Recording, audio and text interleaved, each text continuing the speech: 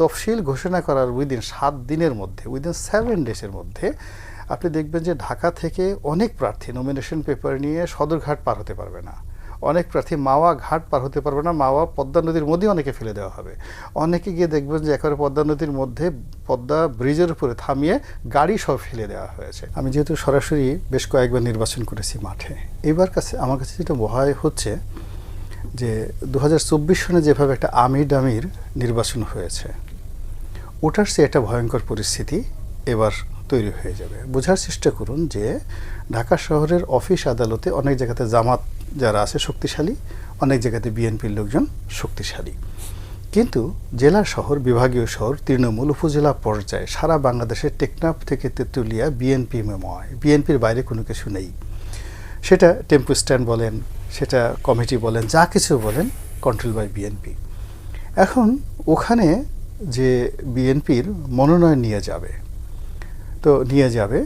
তো দেখা যাচ্ছে প্রায় সব ক্ষেত্রেই বাংলাদেশে বিএনপির 3 থেকে 4টি কমিটি রয়েছে এবং তারা they are fighting with each other, এবং ইতিমধ্যে অনেকগুলো প্রায় 300 মার্ডার হয়ে গেছে শুধুমাত্র এই কমিটির বিষয় নিয়ে নিজেরা এবং কয়েক হাজার এই বিভিন্ন অপকর্মের কারণে বিএনপি থেকে তাদেরকে বহিষ্কার করা হয়েছে, কিন্তু কোনো অপকর্ম বন্ধ হয়নি। এর কারণ হলো একজন মনে করছে যে আমি একটা চেয়ারম্যান হব, মেম্বার হব, 10 বছর 5 বছর দল ক্ষমতায় থাকবে, তা না করে আমি এই আওয়ামী লীগের যে সম্পদ যা কিছু আছে এগুলো হরণ করে উইদিন 1 মাসের মধ্যে যদি আমি তার 100 গুণ ইনকাম করতে পারি, কি আমার এরপরে বিএনপি করলাম না করলাম তাতে আমার কি আসে যায়।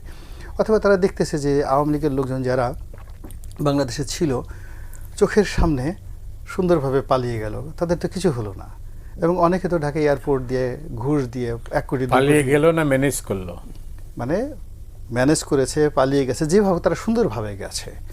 মানে যারা ধরা পড়েছে তারা আগের থেকে ধরা ছিল, কিন্তু এমনি আলটিমেটলি যাদের একটু ইন্টেলিজেন্ট তারা কিন্তু সবাই চমৎকারভাবে, এবং আওয়ামী লীগের যারা পাওয়ার বেঞ্চমার্ক আপনি দেখেন তো, শেখ পরিবারে একজন লোক ধরা পড়েছে, তারপর শেষে যারা এই ঢাকা শহর সারা বাংলাদেশে পাওয়ার, আপনি এই যে ইসমাইল হোসেন সম্রাট, জাহাঙ্গীর, গাজীপুরের মেয়র জাহাঙ্গীর, শামীম ওসমান, তাপস থেকে শুরু করে যারা ইয়াংদের মধ্যে টোটাল পাওয়ারটা ধারণ করতে আওয়ামী লীগের, এই যে ছাত্রলীগের প্রথম 100 জন শক্তিশালী নেতা, তার কি কেউ ধরা পড়েছে? সব এখন কলকাতাতে চলে গেছে।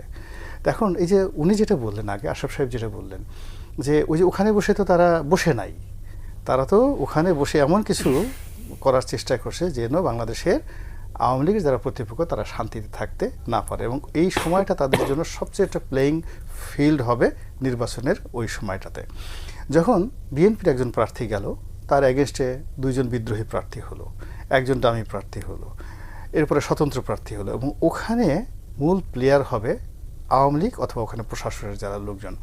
এবং এটা নিয়ে তফসিল ঘোষণা করার উইদিন 7 দিনের মধ্যে, উইদিন 7 ডেজের মধ্যে আপনি দেখবেন যে ঢাকা থেকে অনেক প্রার্থী নমিনেশন পেপার নিয়ে সদরঘাট পার হতে পারবে না, অনেক প্রার্থী মাওয়া ঘাট পার হতে পারবে না, মাওয়া পদ্মা নদীর মধ্যে অনেকে ফেলে দেওয়া হবে।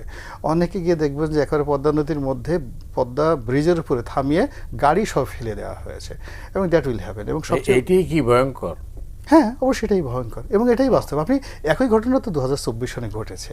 আপনি গিয়ে দেখেন একে আজাদ সাহেব, জিজ্ঞেস করে দেখেন তো তার জীবনটা কেয়ামত হয়ে গিয়েছিল ওই নিউজ 24-এর মালিক, যেটা ওই মানে ফরিদপুরে দাঁড়িয়েছিলেন, তার জীবনটা হয়ে গেছিলো। এবং যারা ওই সময়টাতে যা হয়েছে 24-এ, তার সাথে 100 গুণ ভয়ঙ্কর অবস্থা সামনে আসছে। কিন্তু 24 আর এবারের মধ্যে ডিফারেন্স ছিল যে 24-এর অ্যাডমিনিস্ট্রেশনটা 100% শেখ হাসিনার নিয়ন্ত্রণে ছিল, এখন সেটা নেই।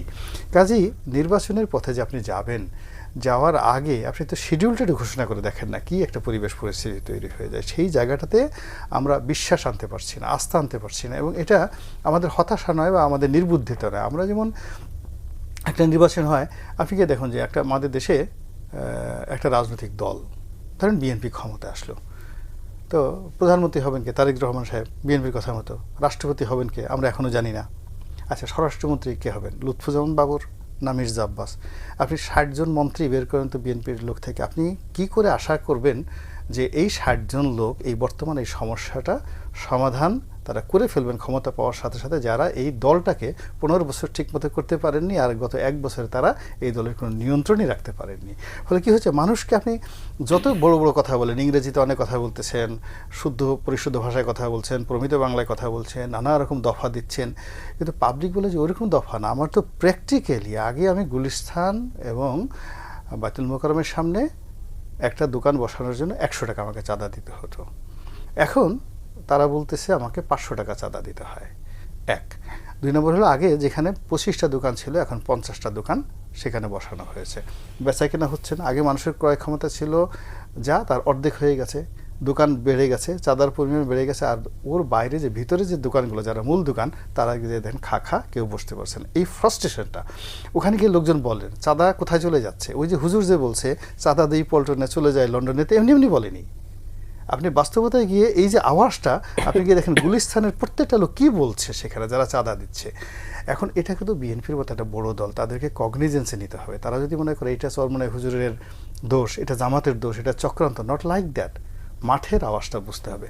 আবার ধরুন আমাদের যে যাই বলেন না কেন, আমাদের সেনাপ্রধান যখন বললেন আমরা তো ডক্টর মোহাম্মদ ইউনূসকে 8 তারিখে পেয়েছি, কিন্তু আমাদের সারা বাংলাদেশ 5 তারিখ থেকে 8 তারিখ পর্যন্ত আমরা কার আন্ডারে ছিলাম, কাকে ভালোবেসেছিলাম? সেনাপ্রধানকে। তো তিনি আমাদেরকে বলেছেন যে আমার উপর ভরসা রাখেন, আমি আছি আপনাদের সঙ্গে।